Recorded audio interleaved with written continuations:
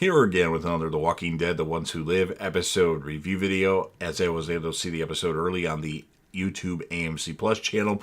But before I get into that, though, pretty important, if you're not caught up to the point where I am at rewatching or watching The Walking Dead, The Ones Who Live, or even the main Walking Dead show, or you're just not entirely sure, then you definitely need to take the initiative and pay attention to the episode's title, which of course I'll mention, as well as put in the description. If that happens to be the case, you find out that you're not caught up, then I highly suggest that you don't watch this video any further to avoid any potential spoilers. And I'm a huge Walking Dead fan.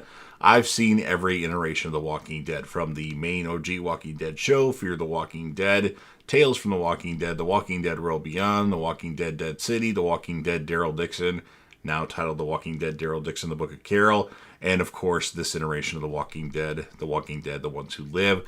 Big fan. So what I'm going to do at the end of this video, with about 20 seconds left, I'm going to put my Walking Dead OG series finale review video right there. Again, with about 20 seconds left, it'll be the link to that video.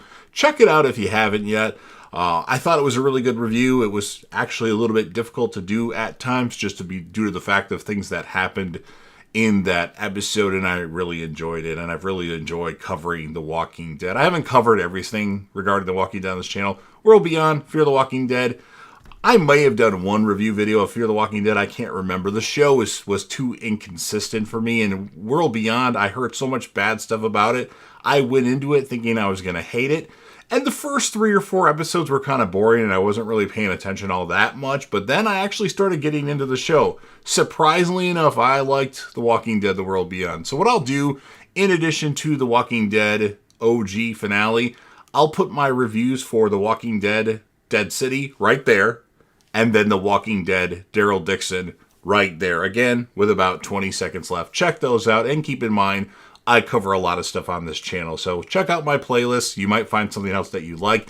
And of course, if you're a fan of whatever that you see on this channel, make sure you Hulk smash the like button, share the video, put this video on any one of your social media platforms, leave me a comment with your thoughts, and of course, subscribe to the channel. With all that said, this will be The Walking Dead, The Ones Who Live, Season 1, Episode 4. The title of this episode is called What We. And this will be my review, reaction, recap after just finishing watch the episode. So when Rick pulls, or I should say when Michonne pulls Rick out of the helicopter, they actually land in a lake. And then they go to like this apartment complex place that's more futuristic than what we're used to in this particular world. And then it just says, "Welcome home." And Michonne tells Rick, "We need a timeout." And Rick says, "I can't believe you did that." Michonne says, "I can't believe you said that. The stuff about we're done, we're over with." And then Rick wonders what the hell this place is. And like I mentioned, for this world, this place is pretty nice. And then Rick checks out Michonne changing. He sees the X, the X mark symbol on her back. And then Michonne asks Rick if he wants to call them here. And Michonne finds out one of her favorite books, or she finds one of her favorite books when she was growing up. And then Michonne tells Rick he's become a creative writer these days with the thing that he wrote and then him not showing up. And Michonne says, "Write another masterpiece and tell your children that you chose not to come home to them." And then Rick's like, "Children? You said children." And then Michonne's like, "His name is Rick. We call him RJ. I was pregnant when the bridge happened. He's almost 8. And then Rick says, "You need to give me the PRB." And then Michonne angrily says, "What? I just told you you have a son. I don't know you anymore. What did you say? Everything we have is broken." And then Rick has he tried everything. "I'm trying to get you out of here." And then Michonne says, "I don't like who you are with them." And then the AI in this building, "Your preferred temperature has been reached. So what? We just let them win?" And then Rick's like, "They won a long time ago. They won the day Jadis brought me here. With them, she was running away from Alexandria and saw me half dead at the riverbank. And she will destroy our home if we ever try to leave. I want to live, or I want you to live. She says, together we can do anything. She's threatened by that. So, back again to what Jadis said, you two together, you guys can do anything. And she's obviously threatened by that. And then Michonne's like, why all the bullshit? Both of us couldn't go home. And Michonne's like, okay, we go back, find her evidence, and then we go home. And then Michonne asks Rick, do you still love me? Always. I never stop loving you. And then Michonne gives Rick back the PRB. Rick and Michonne look out the window and see that their helicopter that they were on actually crashed into this, not this building, but the one next to it. And then Michonne says we can go home. Jadis will think we died here, or in there. And Rick says, no, I'm not going home. She'll figure it out. And then Michonne tells Rick RJ calls him the brave man. And then Michonne mentions Nat said that he knew how it ends. I found you, but I didn't. And then Rick says, I have to make sure you're protected. And then Rick mentions Okafor and helping him with the CRM. And then you don't choose to stay in prison. You leave, Michonne says. And then Michonne's like, that place isn't your responsibility. Okafor, and then Rick's like, Okafor's gone. Thorne's one of them now. And I'm the only one left. And then Michonne's like, you're trying to keep us safe by maybe changing the CRM. I don't want to do this. I have to. Michonne says you're lying. And then Michonne's like, your wish is granted. I'm out. Back to my kids. Who I left to find you? Or, back to my kids. Who I left to find you? And then Michonne grabs some weapons for the road, like a knife, and then breaks like the stand so she has like a stick to beat them or stop them off with. And then Michonne stops as she's in the hallway, hoping Rick will come after her. And he doesn't. And then finally, when she leaves, Rick leaves the apartment after her. And then we see another helicopter approaching. And then Rick starts running. The other helicopter shoots the crashed helicopter that crashed in the building. And then that kind of explodes to a degree. And then Rick gets Michonne out of the way of some glass. Now walkers are coming through. And then Rick takes Michonne back upstairs. And then they go to like this fitness center place, I believe. And then Michonne reads a letter that was from Dr. Patel. And he ended up ending his life. And then Rick says this is about ending the enemy. And this is what I need to do to keep you safe. And then Rick says, I'm not the brave man. You shouldn't have come. And Michonne says maybe she should be afraid of Rick in the red uniforms. And then Michonne screams about being with her kids. So great performance there by Danai Gurira. Excellent acting. And she actually was the director for this episode. And then Rick says, that's why you should go. Okay, I don't know who you are.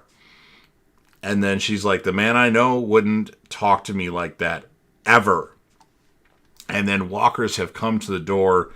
And then Rick and Michonne go out and take take out all these walkers getting out of this fitness center place. I believe that's what it was. And then Michonne is actually stuck under a chandelier that fell, or ceiling fans. No, it was more of a chandelier. And then Rick is able to finally get Michonne out, and walkers are coming while this is happening. And there's a point where Michonne stabbed a walker in the head, and then another walker that was taller, or the other one kind of bent over. And she's trying to fight that one off, but stabbing it in the chest, it won't really do much good. But then Rick hands her a knife, and she's able to stab it in the head. So they go back to that original apartment that they were in, and then it says, welcome home. And then it talks about the temperature and all that crap again. And then we have Rick and Michonne start to kiss. It's time for some long overdue makeup sex, or long overdue sex, I guess, in that case. And then perhaps Rick can make another kid. And then the next morning, I think, or maybe not, Rick's asking questions finally about RJ. And then Michonne's like, yeah, he does have your good, kind heart, though. That's what reminds me most about you. And then Rick says if he could change the CRM, there's a chance for future generations. There's a chance. And then Rick asks Michonne about the mark on her back. And then Michonne name drops Daryl. And she talks about killing. She actually kills the woman that gave her that X, which I don't remember what that character's name was, but I know it was Tara from True Blood, the character Tara from True Blood, like Retina Wesley, or I think that's somewhat Retino or Wesley, but I just can't remember what her character name in Walking Dead was. And then when she said that she killed her because she took Judith and all that, if you guys remember, Rick's like, good. And then Michonne says she stopped looking for him as she had to take care of the baby, as she was 7.5 months pregnant when that happened. And then Michonne says that that Rick's still trying to come home, but he's not for some reason. And Michonne says, I'm sorry for what they did to you. And Michonne says, we're not moving until I know where we're going. Like, you need to tell me what's going on. And then Rick calls Michonne the love of his life. What about Lori or even Jesse? I would think that Lori would be the love of his life, but I guess Michonne has surpassed Lori. I mean, she's a more likable character, but we didn't really get a lot of time with Lori, and it was under, different circumstances, so maybe Lori would be a better character. But anyway, Michonne talks about nearly dying, shacked up in the mall place with Nat. It took her a year to get better, to leave, and she doesn't even know how Judith is anymore. She lied, as Judith has stopped answering on the walkie. And Michonne says it's not real. Our love, this doesn't get denied. And then this back and forth is hurting me, Rick. I know you, and that's not how you love. What did they do to you? And then Rick says that they took Carl away from him. We get a famous Carl line from Rick. Rick says Carl. I think we've wanted to hear Rick say Carl since the last time that Rick said Carl. But he says he used to meet up with Carl in his dreams. And then all of a sudden that was done. So then Michonne was the one that he would have different interactions with in his dreams, which we saw some Michonne dreams. It would be cool if we saw some updated Carl footage on The Walking Dead. Even though Carl's dead, it would be cool. And then Rick says, I can't live without you. I'll die. And then Rick starts crying, and great acting by Andy Lincoln here. A phenomenal job. Michonne shows Rick a phone with Carl sketched on it. She must have got it from that guy. And then Michonne's like, despite all the years, I found you, Rick, and I came to take you home. We go home, Rick, and we figure out how to protect it together. And then time to go as the building is caving in. And then Rick and Michonne kill all the walkers that are left in the hallway. And Rick and Michonne get on this elevator. Then they start making out. There's random moments in the episode where they just make out to make up for lost time. When the elevator only has 2 minutes left before that's done with. And then they get in a car that has a stick shift. And Rick, unfortunately, is not familiar with how to drive a stick shift. And so Michonne drives, and there's actually a bunch of ethanol tanks in the back seat. And then we see in the rear view that the building caves in. And then they drive away as the episode ends. So pretty phenomenal episode. I don't think this is the best episode ever in The Walking Dead. That's what people were saying was going to happen with this episode. I think it's deep with dialogue. It's deep with great performances by just Rick and Michonne. But I felt it was missing something. Like we talked about, RJ, and we talked about Judith a little bit. But I think we should have talked about the characters. Michonne should have mentioned the people that are no longer around. We should have got mention of the Whispers. We should have got mention of Negan. That's what I'm really waiting for. Like, yeah, Negan, he kind of is one of us now. And Rick will be like, what? Yeah, he is really one of us. I want that. Obviously, I'm a big Negan mark here, with my Negan shirt on. So, I want to see that. And I'm sure... I think this was in the Walking Dead comic book, which I didn't read myself. I'm just quoting another YouTuber, so shout out to Trev's Chan 2, as my lips are getting super dry. That I believe in the Whisper War in the comic books, Negan and Rick team up together against the Whisper, so I eagerly anticipate that moment in The Walking Dead. I'm hoping, and I'm pretty sure it'll happen, but I guess I don't know for sure. But anyway, Good episode. I don't think it's the best episode ever, but it's certainly a good episode for this, whatever this series is. If it's just a one season thing, which I guess I don't know 100% sure if it will be one season or more, I'm going to give it a 9.5 out of 10. And then my character of the episode, well, it's Rick and Michonne. There's nobody else in the episode except for Walker. So Rick and Michonne share co-characters of the episode. And again, great acting by Danai Gurira and Andy Lincoln in this particular episode.